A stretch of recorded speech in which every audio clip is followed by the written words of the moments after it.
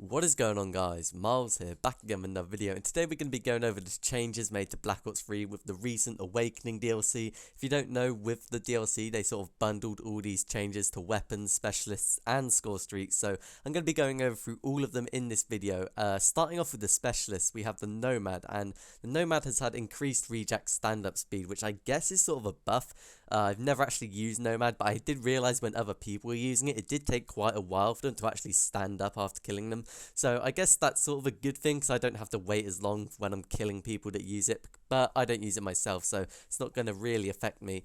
The Reaper has had equalised footstep audio volume to the same audibility of other specialists, which is a little weird. I guess there was a problem, it sounded too quiet before, and now they've increased the sound of the Reaper while running and stuff. And finally, the Spectre has reduced leftover specialist power available if player died while activating the Ripper. So if you guys don't know, if you used the Ripper and you died while using it, your specialist bar wouldn't completely drain, but it would drain a little bit, and they just made it drain a little bit more. So it's sort of a nerf to the Ripper, which is probably a bit bad in my opinion, because I thought the Ripper was quite underpowered compared to a lot of the other specialists, but whatever, I guess. Moving on to create a class, they've fine-tuned rapid fire effectiveness across all weapons, which that doesn't, I can't tell if that's a buff or a nerf because they said fine-tuned. I guess it'll be a buff, but like I said, I don't actually have a clue. And generally for submachine guns, they've reduced sprint out speed, which I guess is, I think that's like where you're pulling out your weapon and running. I seriously don't know, honestly. So a nerf to SMGs all round, which is probably fair because in my eyes they were quite OP, pretty much all of them. And the VMP has had a fixed issue where they would not show up on the UAV. If you guys didn't know previously, if you ran the VMP as a secondary weapon using the wildcard, you would not show on the map for some reason when shooting, which was really OP, and it was a glitch which was available for a long time. But moving on to the assault rifles, we have the XR2, which has had increased aim stability and increased recoil control, which is quite good, I guess. I mean, the XR2, in my opinion, wasn't super overpowered. Probably one of the weaker assault rifles, so it's good to see that get buffed. We've also had increased ADS aim stability for the ICR and Sheiva. If you guys don't know what ADS is, it's aim down sight, so basically gun sway when you're aim down sights, which is good to know. Like, I don't like that feature at all. I think it should be pretty accurate, and it's good to see it get improved. Moving on to shotguns, we have the Argus, which has had increased lethal damage range, and the KRM, which has also had increased lethal damage range. So that is pretty nuts for the Argus, because in my opinion, the Argus was a really good shotgun. I did a review on it pretty recently, a couple of weeks ago, and I thought it was the best shotgun, actually the second best shotgun after the Brecci, but it was a really good shotgun, and to increase the lethal damage range is pretty insane, because it's like the KSG from Black Ops 2, it fires slug bullets, man I can't speak today, it fires slug bullets, which basically, it doesn't spread much, but they can go really far and kill people, and they've buffed the lethal range, which is absolutely ridiculous in my opinion, but the shotguns have been buffed. I didn't see them use the 10 anyway, so I guess it's good to get them buffed. Moving on to the LMGs, all LMGs have had increased aim down sight stability, as well as the Locus, which is a sniper rifle, not an LMG. So I don't know what was wrong with this ADS aim stability. I guess there was a problem. I personally didn't notice it while using all of these guns, but it looks like there was a problem to them because they've increased the stability for like a bunch of guns. But moving on to the brass knuckles, they've added a spark effect to the brass knuckles taunt, which sounds pretty cool actually. I didn't really think of that if you had brass knuckles equipped in the winners podium, so that's kind of a cool feature, not going to be like game breaking or anything.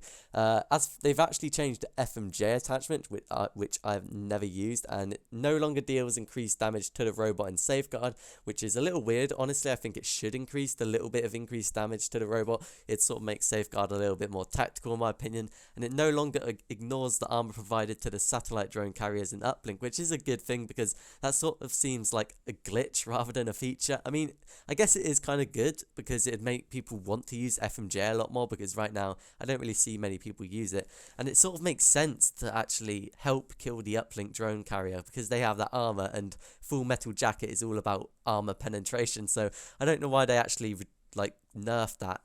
But the awareness perk has had reduced audio range bonus, which is pretty bad in my opinion. I've heard actually that awareness has been nerfed heavily, and it's pretty significant, that change, so kind of sucks for people using awareness, but whatever, we have a bunch of Scorestreak updates.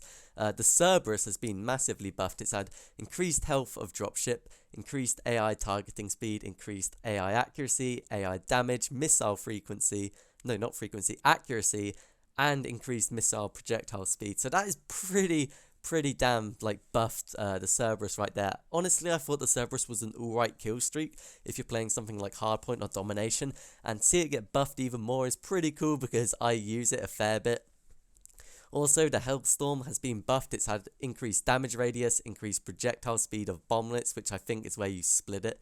And it's also had increased targeting radius. So that's pretty cool as well, because I use the Hellstorm a lot and I think it's really good. And hopefully we're going to head back to the old Hellstorm glory days of Black Ops 3 beta, where you'd get like quads all the time with it and it was absolutely insane. The Mothership has had increased health, which is really good because I found in the beta at least, the Mothership was so weak because when I used it, it got hacked. So I was like, man, this streak absolutely sucks and it takes a lot of score to get. So it's good to see the Mothership get buffed because honestly, I've actually barely seen it in the main game since full release.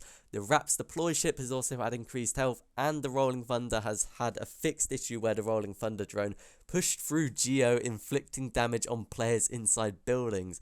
I have no idea what Geo is, but that's kind of a good bug to fix, I guess, because I imagine that being super frustrating if I got killed by a Rolling Thunder whilst I was inside and protected. The Talon has had an addressed issue where the Hellstorm vision set would allow to show in a Talon's final kill cam. That's another weird one, didn't exactly buff the Talon, just fixed a bug with it.